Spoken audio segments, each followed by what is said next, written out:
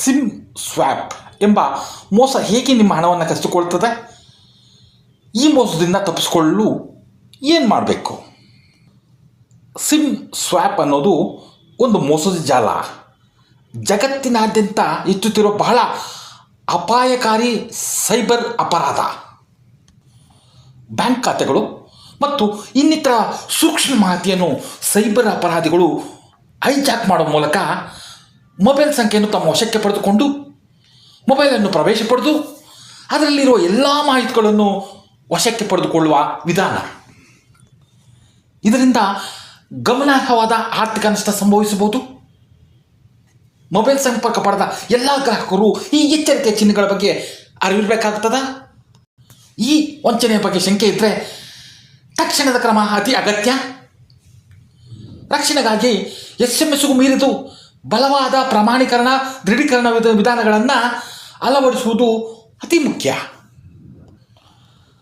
Sim card ನಮ್ಮ ಜೀವನದ ಅತ್ಯಂತ ಮುಖ್ಯ ಸಂಪರ್ಕ ಸಾಧನ. ಸಿಮ್ ಇಲ್ಲದೆ ನಾವು ಇಂಟರ್ನೆಟ್ ಅಂದರೆ ಅಂತರ್ಜಾಲವನ್ನು ಬಳಸಲಿಕ್ಕೆ ಸಾಧ್ಯನೇ ಆಗ್ತಾ ಇರಲಿಲ್ಲ. ಸಿಮ್ ಇಲ್ಲದೆ ಇದ್ದರೆ ಬೇರೆಯವರಿಗೆ ಕರೆಗಳನ್ನು ಸಹ ಮಾಡೋಕ್ಕಾಗ್ತಿರಲಿಲ್ಲ. ಡಿಜಿಟಲ್ ಪೇಮೆಂಟ್ಸ್ UPI ಬಳಸಲು ಸಾಧ್ಯ ಆಗ್ತಾ ಇರಲಿಲ್ಲ. ಇಂಟರ್ನೆಟ್ ಮುಖಾಂತರ ಯಾವುದೇ ಮಾಹಿತಿಯನ್ನು ಪಡೆಯಲು ಆಗ್ತಾ ಇರಲಿಲ್ಲ. ಇತ್ತೀಚೆಗೆ ಅಂದರೆ ಕೆಲ ದಿನಗಳ ಹಿಂದೆ ಕಾಶ್ಮೀರದ ದೂರದ ಕಣಿವೆ ಪ್ರದೇಶದಲ್ಲಿ ನಿಯೋಜನೆಗೊಂಡಿದ್ದ ಭಾರತೀಯ ಸೇನೆಯ ಸೈನಿಕ ಈ ಸಿಮ್ ಸ್ವಾಪ್ ಮೋಸಕ್ಕೆ ಬಲಿಯಾಗಿಬಿಟ್ಟಿದ್ದ. ಮೋಸಗಾರರು ಸೈನಿಕನ ವೈಯಕ್ತಿಕ ಮಾಹಿತಿಯನ್ನು ಬಳಸಿ ಅವನ ಹೆಸರಿನಲ್ಲಿ ಅದೇ ಸಂಖ್ಯೆಯ ನಕಲಿಯ ಸಿಮ್ ಪಡ್ಕೊಂಡಿದ್ರು. ಒಂದೇ ಮೊಬೈಲ್ ಸಂಖ್ಯೆಯ 2 ಸಿಮ್ಗಳು ಸಕ್ರಿಯವಾಗಿರಲು ಸಾಧ್ಯವಿಲ್ಲದ ಕಾರಣ ಟೆಲಿಕಾಂ ಸೇವೆ ಜರುಗಿಸುವ ಕಂಪನಿ ಮೂಲ ಸಿಮ್ಮನ್ನು ನಿಷ್ಕ್ರಿಯಗೊಳಿಸಿತ್ತು ಮತ್ತು ಮೋಸಗಾರರ ಸಿಮ್ಮನ್ನು ಸಕ್ರಿಯಗೊಳಿಸಿದ್ರು. ನಂತರ ಮೋಸಗಾರರು ಸೈನಿಕನ ಬ್ಯಾಂಕ್ ಖಾತೆಗೆ ಪ್ರವೇಶಿಸಿ ಆ ಸೈನಿಕನ ಖಾತೆಯಿಂದ ಹಣವನ್ನು ತೆಗೆಯುವಲ್ಲಿ ಯಶಸ್ವಿಯಾದರು. ಅಷ್ಟೇ ಅಲ್ಲ, ಸೈನಿಕನ ವೈಯಕ್ತಿಕ ಮಾಹಿತಿಯನ್ನು ಪಡೆಯುವಲ್ಲಿ ಸಹ ಯಶಸ್ವಿಯಾದರು. ಸೈನಿಕನು ಹತ್ತಿರದ ನಗರಕ್ಕೆ ಹೋಗಿ ಸಮಸ್ಯೆಯನ್ನು ಅರಿತುಕೊಳ್ಳುವಷ್ಟರಲ್ಲಿ ದೊಡ್ಡ ಮೋಸ ನಡೆದೇ ಹೋಗಿತ್ತು. ನಂತರ ಅವರು ಮೊಬೈಲ್ ಸಂಪರ್ಕ ಸೇವೆ ಒದಗಿಸಿದಂಥ ಕಂಪನಿ ವಿರುದ್ಧ ದಾವೆಯನ್ನು ದಾಖಲಿಸಿದ್ರು ಮತ್ತು ರಾಷ್ಟ್ರೀಯ ಗ್ರಾಹಕ ವಿವಾದ ಪರಿಹಾರ ಆಯೋಗ ಅಂದರೆ NCDRCಯಲ್ಲಿ ಪರಿಹಾರವನ್ನು ಸಹ ಪಡೆಯುವಲ್ಲಿ ಯಶಸ್ವಿಯಾಗಿದ್ದರು. ಆದರೆ ಅದಕ್ಕೆ ಅವರಿಗೆ ಸಾಕಷ್ಟು ಸಮಯ ಹಿಡಿದಿತ್ತು. ಹಾಗಾದರೆ ಈ ಸಿಮ್ ಸ್ವಾಪ್ ಮೋಸ ಅಂದ್ರೇನು?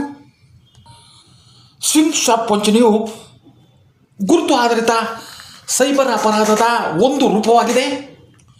ದಾಳಿಕೋರರು ಮೋಸಗಾರರು ಟೆಲಿಕಾಂ ಸೇವೆ ಒದಗಿಸೋರಿಗೆ ಸುಳ್ಳು ಮಾಹಿತಿ ನೀಡಿ ಮೊಬೈಲ್ ಸಂಖ್ಯೆಯನ್ನು ಹೊಸ ಸಿಮ್ಗೆ ವರ್ಗಾಯಿಸಿಕೊಳ್ತಾರೆ.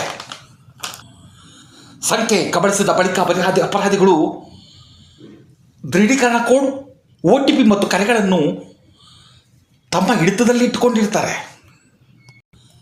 ಇದರಿಂದ SMS ಆಧಾರಿತ ಭದ್ರತೆಯನ್ನು ಸಹ ಮೀರಿ ಖಾತೆಗಳಿಗೆ ಪ್ರವೇಶ ಪಡಿತಾರೆ. ಈ ದಾಳಿ ಸಾಮಾನ್ಯವಾಗಿ ಫಿಶಿಂಗ್, ಡಾಟಾ ಸೋರಿಕೆ ಮತ್ತು ಸಾಮಾಜಿಕ ಮೂಲದಿಂದ ಸಂಗ್ರಹಿಸಿದ ವೈಯಕ್ತಿಕ ಮಾಹಿತಿಯಿಂದ ಆರಂಭವಾಗ್ತದೆ. ಸಿಮ್ ಬದಲಾವಣೆ ಆದ ಬಳಿಕ ಇಮೇಲ್, ಬ್ಯಾಂಕಿಂಗ್, ಸೋಷಿಯಲ್ ಮೀಡಿಯಾ ಮತ್ತು ಕ್ರಿಪ್ಟೋ ಕರೆನ್ಸಿ ಖಾತೆಗಳಿಗೆ ತಕ್ಷಣ ಪ್ರವೇಶ ಪಡೆಯಲು ಸಾಧ್ಯವಾಗ್ತದೆ. ಹಾನಿಯೂ ಸಹ ಅಷ್ಟೇ ಬೇಗ ಅಷ್ಟೇ ವೇಗವಾಗಿ ಸಂಭವಿಸುತ್ತದೆ. SMS ಆಧಾರಿತ ಪ್ರಮಾಣೀಕರಣದ ಮೇಲೆ ಹೆಚ್ಚಿನ ಅವಲಂಬನೆ ಇರುವುದೇ ಈ ಅಪಾಯದ ಮೂಲ. ಬಲವಾದ ಭದ್ರತೆಗಾಗಿ ಆಪ್ ಆಧಾರಿತ ಪ್ರಮಾಣೀಕರಣ ಮತ್ತು ನೈಜ ಕಾಲದ ಭದ್ರತಾ ಮೇಲ್ವಿಚಾರಣೆ ಅತಿ ಅಗತ್ಯ. ಹಾಗಾದರೆ ಅಕಸ್ಮಾತ್ ಗ್ರಾಹಕರು ಸಿಮ್ ವಂಚನೆಗೆ ಬಲಿ ಆಗ್ತಾ ಇದ್ದಾರೆ ಎಂದು ಅನುಮಾನ ಬಂದರೆ ಯಾವ ಕ್ರಮವನ್ನು ತೆಗೆದುಕೊಳ್ಳಬೇಕು ಅಂತ ನಿಮಗೆ ಗೊತ್ತಾ? ತಕ್ಷಣ ಮೊಬೈಲ್ ಸಂಪರ್ಕ ಸೇವೆಯನ್ನು ಒದಗಿಸುವವರನ್ನು ಸಂಪರ್ಕಿಸಿ ಹಾನಿಗೊಳಗಾದ ಸಿಮ್ಮನ್ನು ಸ್ಥಗಿತಗೊಳಿಸಬೇಕು. ಇಮೇಲ್, ಬ್ಯಾಂಕ್, ಸೋಷಿಯಲ್ ಮೀಡಿಯಾ ಮತ್ತು ಕ್ಲೌಡ್ ಖಾತೆಗಳ ಪಾಸ್ವರ್ಡ್ಗಳನ್ನು ತಕ್ಷಣ ಬದಲಾಯಿಸಿ. ಬ್ಯಾಂಕ್ ವ್ಯವಹಾರಗಳು ಪರಿಶೀಲಿಸಿ ಅನುಮಾನಾಸ್ಪದ ವ್ಯವಹಾರ ಕಂಡು ಬಂದರೆ ಕೂಡಲೇ ಬ್ಯಾಂಕಿಗೆ ಮಾಹಿತಿ ನೀಡಿ. SMS, OTP ಬದಲು ಆಪ್ ಆಧಾರಿತ ಅಥವಾ ಹಾರ್ಡ್ವೇರ್ ಆಧಾರಿತ ಪ್ರಮಾಣೀಕರಣವನ್ನು ಬಳಸಿ. ಕೆಲವು ಫೋನ್ಗಳಲ್ಲಿ ಸಿಮ್ ಲಾಕ್ ಮಾಡುವ ವ್ಯವಸ್ಥೆ ಇದೆ. ತಮ್ಮ ಸಾಧನದಲ್ಲಿ ಸಿಮ್ ಲಾಕ್ ಸೆಟ್ಟಿಂಗ್ಗಳನ್ನು ಸಕ್ರಿಯಗೊಳಿಸ್ಬೋದು. ಇನ್ನು ಸಿಮ್ ಬೈಂಡಿಂಗ್ ಟೆಕ್ನಾಲಜಿಯಿಂದ ಅಪಾಯವನ್ನು ಕಡಿಮೆ ಮಾಡ್ಬೋದು, ಆದರೆ ಅದು ಸಂಪೂರ್ಣ ಪರಿಹಾರವಲ್ಲ.